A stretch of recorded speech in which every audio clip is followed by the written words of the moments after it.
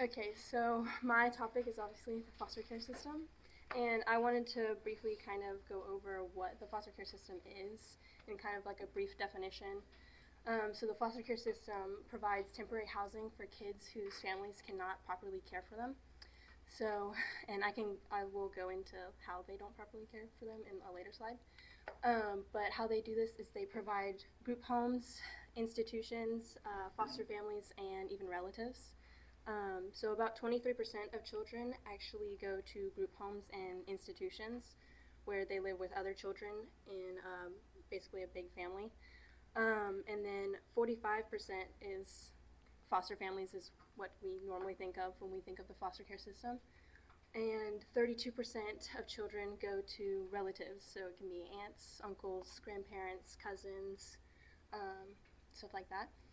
And then I wanted to go over legislation and funding, which I found this really interesting because I knew that each foster care system is run by the state. So each state has their own separate foster care system. However, the legislation and funding actually comes directly from the government. So it's very similar to how the education system is run, where the government sets specific rules and boundaries for the education system, but the state can do more to refine those rules and regulations. The foster care system also consists of willing families that take in children and social workers who work to make sure that children are safe, as well as all of the temporary housing they provide.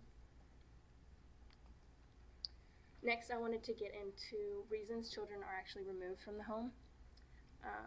So these aren't the only reasons that they are removed from the home, but these are the four main big reasons. So at 61% of children are removed from the home because of negligence. So in these cases, parents neglect their children to the point where it becomes abusive. So these children are not getting the proper physical and emotional care that they need. That can be whether the parents are not providing food, not providing clothes, water, all these different things. And then the second main reason is parental drug abuse at 34%.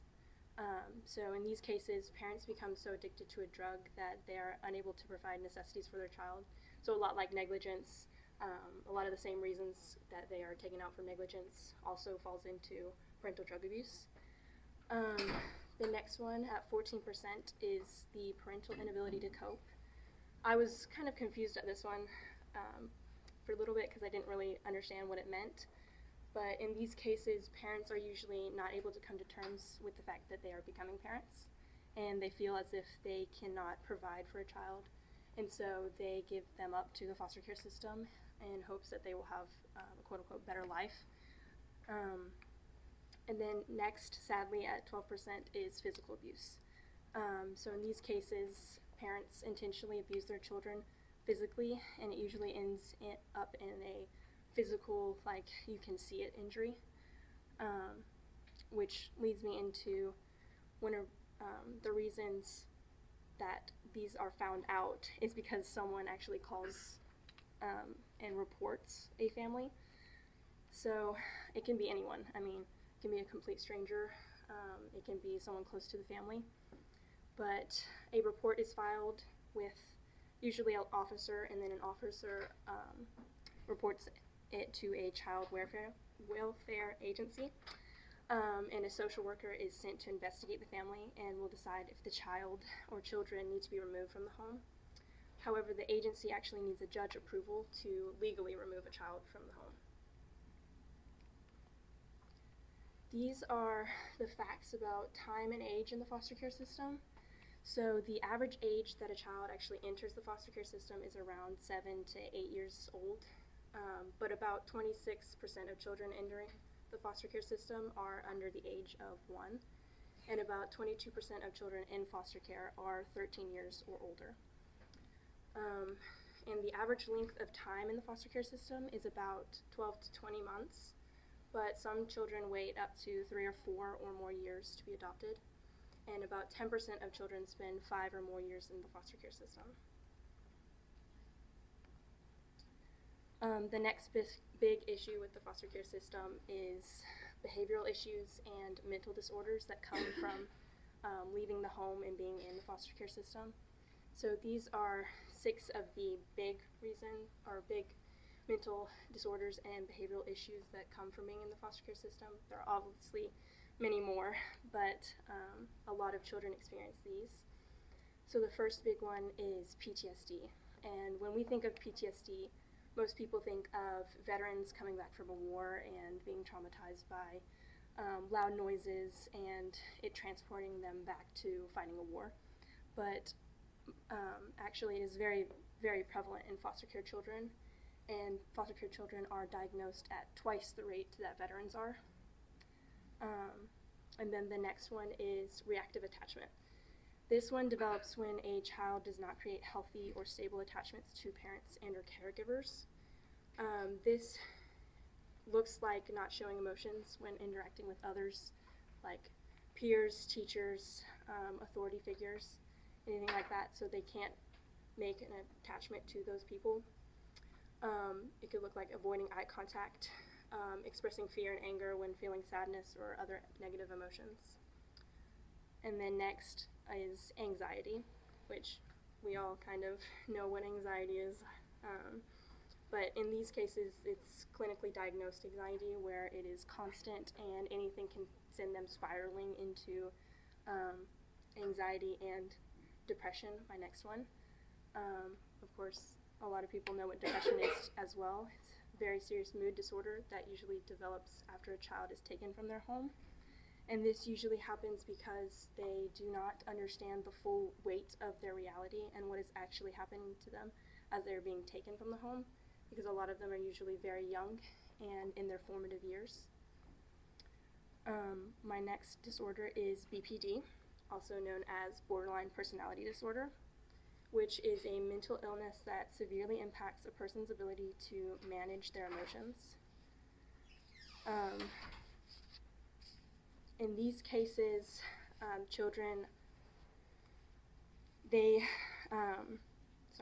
these children have a lack of control over their impulsivity and negatively affect their relationship with others. So their impulsivity causes them to have very little relationship with others because they cannot figure out how to interact like what we would consider a normal person would interact. And then finally, ODD, which is oppositional defiant disorder. In this case, it's a behavioral disorder that causes children to become hostile and defiant to teachers, peers, and authority. And usually the reason these children exhibit defiant behaviors is in order to elicit a response from others, because that was probably how they got attention and affection at home, is they were only spoken to and talked to when they did something wrong, and the parents only paid attention to them when they did something wrong. And then I also wanted to go over the other kind of behavioral issues and mental disorders, which are social phobia, which is kind of what it sounds like, where children have a fear of social interactions and cannot behave appropriately in social settings. There's also conduct disorder, ADHD, and separation anxiety, as well as eating disorders. I also wanted to point out, after the foster care system, the effects that the foster care system has after a child ages out of the foster care system, which basically means that the child has turned 18 and is legally an adult, so they're supposedly able to take care of themselves. And so the first one I wanted to point out was incarceration. About 90% of foster care youth who receive 5 placements with the foster care system get involved with the criminal justice system in some way. It doesn't have to be directly incarceration, but a lot of the times it is. I also wanted to point out homelessness and college. So in the event of homelessness, about 1/5 of foster care kids experience at least 1 day of homelessness in their first year of emancipation. So about 20% of them do. And for college, only those who complete high school but age out of the system, about 3% of them actually go to college. A lot of foster care kids don't actually end up graduating from high school, so they don't have the opportunity to go to college. But of those who do have the opportunity, only 3% actually consider going. And then I wanted to go over why the foster care system is important to me. So I first wanted to point out my church. My church has a lot of foster care families in it, so I know personally a lot of foster care families and foster care kids. So their stories are very heartbreaking to hear. And very personally, my sister-in-law Taylor was a foster care kid, and she was in the foster care system for a long time. And when she was 8 years old, she was with a foster family that wasn't great to her. And this family one night decided that they didn't want her in the house. And so they decided that she needed to sleep outside. This family didn't have a good reason for putting her outside. Taylor didn't do anything wrong. They had no explicit reason for her, but they just didn't want her in the house. And like a lot of families in the foster care system, they're just after the money that they get, the check that they get for taking in a foster care child. So I wanted to bring light, kind of, all of that. And then I also wanted to end on why does this matter as a Christian? So in James 1:27, we see that he's begging us to visit orphans and widows in their affliction and to keep oneself unstained from the world. So in this verse, James is calling us to love and support people in their suffering, especially orphans and widows, obviously. But these kids are suffering from some of the worst kinds of experiences and need the support and love desperately. They do not know how to cope with their after effects of the foster care system and being in the foster care system, and they need that support. And I wanted to leave you guys with this. Fostering a child takes a lot of strength and patience, but it shows a child in need only a fraction of the love that Christ has for them and can illustrate how the child should love others as well.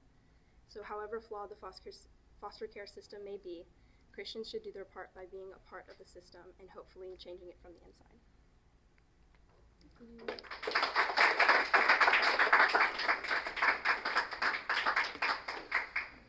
Mrs. Workman, take your opportunity. Yeah, that is personal to me in that my brother and his wife recently became foster parents. They're believers and they felt God was calling them to do this, and they have 3 of their own children. Oldest is in 10th grade and then the youngest is in 4th grade. They have a little girl who is 5, and my sister-in-law recently had to take her. She's 5, and she had to get 9 crowns in her mouth because her mouth was so rotten. And we got to be with this child on Christmas, and they live in Georgia, so we don't get to see her all the time, but just to see this on a personal level has been extremely powerful for me. My question was going to be, why did you want to do this, but you answered it, and this is such a need, and we have a lot of foster families in my church as well, and these kids matter. And so thank you for being vulnerable with Taylor's story, and thank you for sharing that with us. A good presentation answers questions before we get a chance to ask them. Yeah. And so and my question was, I hear horror stories, like the one you mentioned, of foster care, and one of the questions that always comes to mind is, well, why did these folks, they say, oh, we don't want her in the house. Why'd you get her to begin with? Like why foster families have a choice as to whether or not they're nobody's forcing them to, but you kind of answered it that there's money involved, and that's what's kind of screwed up about the whole thing. How much are we talking here? It's not very much. It's basically just enough to cover the needs of the child. Right. So like food and clothing is basically provided for in monetary value. Right. It's not a lot, but it's enough for some families to be willing to mistreat children Right. for it. So.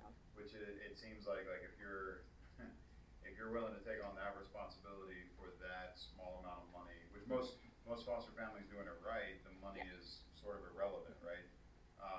So it's kind of one of those things where if you're in it for the money, you're probably this came up in another, I think it was foster care, but it came up where it's like, well, if this is a problem, we need to incentivize people to do it more and increasing the money. And I wish I could remember who was saying it. It was like, yeah, but that kind of proliferates the problem of, well, people in it for the money are not doing it for the right reason. People doing it for the right reason, they're not going to care about the money. And just for what it's worth, that passage in James, like right before the passage, the phrase right before that is that this is perfect religion, like complete religion. Your religion is not complete until you've done something for the fatherless, and until you've done something for kids. So this is one of those things that Christians ought to be caring more about.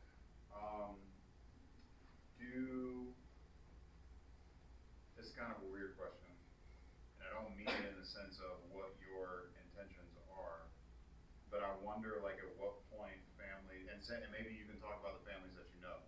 At what point do families look at their situation? Like, maybe you're at your point in life saying, yeah, I'd be super open at some point to opening my home to a foster child. But I wonder at what point do families find themselves in a situation where it's like, I think we not just can do this, but I think we should bring a foster child into the home. I guess Real quick. personally, from the families that I know, they've seen in like personal experience other kids being mistreated, and just they feel called to it, and they know that they can provide a loving and supporting home, and that is really the reason why they want to do it.